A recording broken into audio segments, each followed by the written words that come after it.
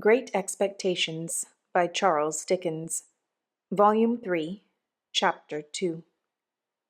In vain should I attempt to describe the astonishment and disquiet of Herbert when he and I and Provos sat down before the fire, and I recounted the whole of the secret. Enough that I saw my own feelings reflected in Herbert's face, and not least among them my repugnance towards the man who had done so much for me. What would alone have set a division between that man and us, if there had been no other dividing circumstance, was his triumph in my story. Saving his troublesome sense of having been low on one occasion since his return, on which point he began to hold forth to Herbert the moment my revelation was finished, he had no perception of the possibility of my finding any fault with my good fortune. His boast that he had made me a gentleman, and that he had come to see me support the character on his ample resources, was made for me quite as much as for himself, and that it was a highly agreeable boast to both of us, and that we must both be very proud of it, was a conclusion quite established in his own mind. "Though look'ee here, Pip's comrade," he said to Herbert, after having discoursed for some time, "I know very well that once since I come back, for half a minute, I've been low. I said to Pip, I knowed as I had been low. But don't you fret yourself on that score. I ain't made Pip a gentleman, and Pip ain't a-goin' to make you a gentleman, not for me not to know what's due to ye both. Dear boy, and Pip's comrade, you two may count upon me always having a genteel muzzle on. Muzzled I have been since that half a minute when I was betrayed to lowness. Muzzled I am at the present time. Muzzled I ever will be." Herbert said, "Certainly," but looked as if there were no specific consolation in this, and remained perplexed and dismayed. We were anxious for the time when he would go to his lodging and leave us together, but he was evidently jealous of leaving us together, and sat late. It was midnight before I took him round to Essex Street, and saw him safely in at his own dark door. When it closed upon him, I experienced the first moment of relief I had known since the night of his arrival. Never quite free from an uneasy remembrance of the man on the stairs, I had always looked about me in taking my guest out after dark, and in bringing him back. And I looked about me now. Difficult as it is in a large city to avoid the suspicion of being watched, when the mind is conscious of danger in that regard. I could not persuade myself that any of the people within sight cared about my movements. The few who were passing passed on their several ways, and the street was empty when I turned back into the Temple. Nobody had come out at the gate with us. Nobody went in at the gate with me. As I crossed by the fountain, I saw his lighted back windows looking bright and quiet, and, when I stood for a few moments in the doorway of the building where I lived, before going up the stairs, Garden Court was as still and lifeless as the staircase was when I ascended it. Herbert received me with open arms, and I had never felt before so blessedly what it is to have a friend. When he had spoken some sound words of sympathy and encouragement, we sat down to consider the question, what was to be done? The chair that Provos had occupied still remaining where it had stood, for he had a barrack way with him of hanging about one spot, in one unsettled manner, and going through one round of observances with his pipe and his negro head and his jackknife and his pack of cards, that what not, as if it were all put down for him on a slate. I say, his chair remaining where it had stood, Herbert unconsciously took it, but next moment started out of it, pushed it away, and took another. He had no occasion to say after that he had conceived an aversion for my patron, neither had I occasion to confess my own. We interchanged that confidence without shaping a syllable. "What," said I to Herbert when he was safe in another chair, "what is to be done?" "My poor dear Handel," he replied, holding his head, "I am too stunned to think." "So was I, Herbert, when the blow first fell. Still, something must be done. He is intent upon various new expenses, horses and carriages and lavish appearances of all kinds. He must be stopped somehow." "You mean that you can't accept? How can I?" I interposed as Herbert paused. "Think of him. Look at him." An involuntary shudder passed over both of us. "Yet I am afraid the dreadful truth is, Herbert, that he is attached to me. Strongly attached to me. Was there ever such a fate?" "My poor dear Handel," Herbert repeated. "Then," said I, "after all, stopping short here, never taking another penny from him, think what I owe him already. Then again, I am heavily in debt. Very heavily for me, who have now no expectations, and I have been bred to no calling, and I am fit for nothing." "Well, well, well," Herbert remonstrated, "don't say fit for nothing. What am I fit for? I only know one thing that I am fit for, and that is to go for a soldier. And I might have gone, my dear Herbert, but for the prospect of taking counsel with your friendship and affection." Of course I broke down there, and of course Herbert, beyond seizing a warm grip of my hand, pretended not to know it.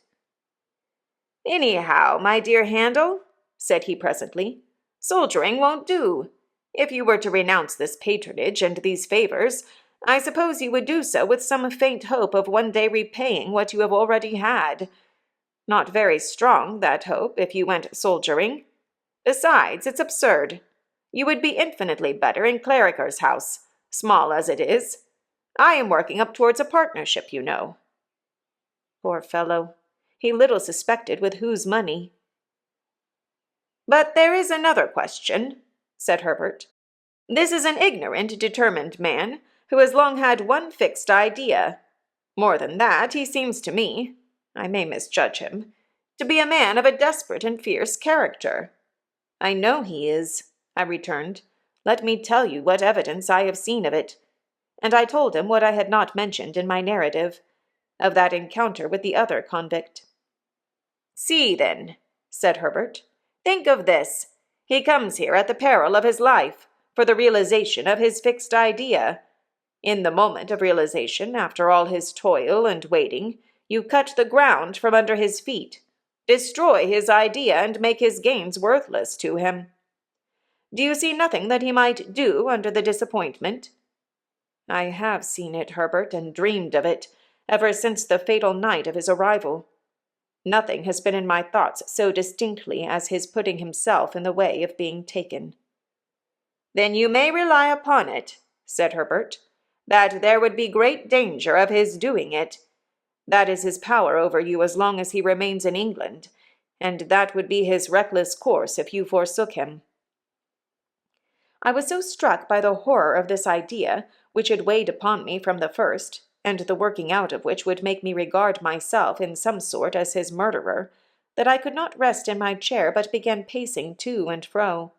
I said to Herbert meanwhile that even if Provos were recognized and taken in spite of himself, I should be wretched as the cause, however innocently. Yes, even though I was so wretched in having him at large and near me, and even though I would far, far rather have worked at the forge all the days of my life than I would have ever come to this. But there was no staving off the question. What was to be done? "The first and the main thing to be done," said Herbert, "is to get him out of England. You will have to go with him, and then he may be induced to go." "But get him where I will. Could I prevent his coming back?" "My good Handel, is it not obvious that with Newgate in the next street there must be far greater hazard in your breaking your mind to him and making him reckless here than elsewhere? If a pretext to get him away could be made out of that other convict, or out of anything else in his life, now—" "There again," said I, stopping before Herbert with my open hands held out, as if they contained the desperation of the case. "I know nothing of his life. It has almost made me mad to sit here of a night and see him before me, so bound up with my fortunes and misfortunes, and yet so unknown to me, except as the miserable wretch who terrified me 2 days in my childhood." Herbert got up and linked his arm in mine, and we slowly walked to and fro together, studying the carpet. "Handel," said Herbert, stopping, "you feel convinced that you can take no further benefits from him, do you?" "Fully." Surely you would, too, if you were in my place. And you feel convinced that you must break with him?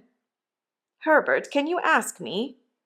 And you have, and are bound to have, that tenderness for the life he has risked on your account, that you must save him, if possible, from throwing it away. Then you must get him out of England before you stir a finger to extricate yourself. That done, extricate yourself, in heaven's name, and we'll see it out together, dear old boy. It was a comfort to shake hands upon it and walk up and down again with only that done. Now, Herbert, said I, with reference to gaining some knowledge of his history, there is but one way that I know of. I must ask him point blank.